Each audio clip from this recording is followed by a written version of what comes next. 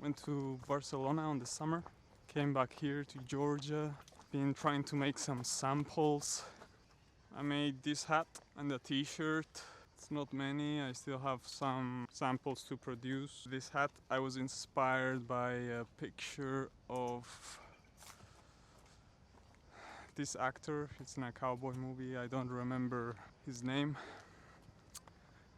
But I'll post a picture. He was wearing a similar looking logo, but I just reworked it, made it my own way. And I made like a college logo t-shirt. I still have to produce that one. And I also made like a snake eating its tail, the Ouroboros.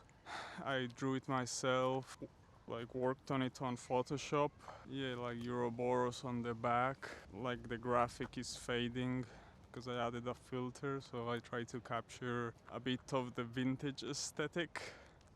I developed like two versions of the Ouroboros tea. One was open mouth, the other was closed.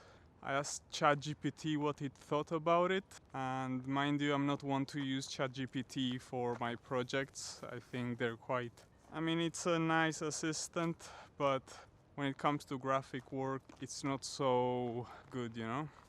And yeah, I asked what it did it think of the design, and I think it captured like a good symbolism behind it, like open mouth, essentially it's eating its own tail, continuing the cycle, and closed mouth, it's no longer eating the tail, thus closing the cycle.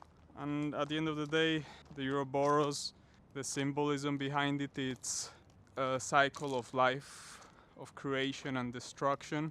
And I think I connect with it because there are times I create a lot of ideas and the destruction part comes when I no longer like feel connected to them, so I have the need to like move on, start fresh.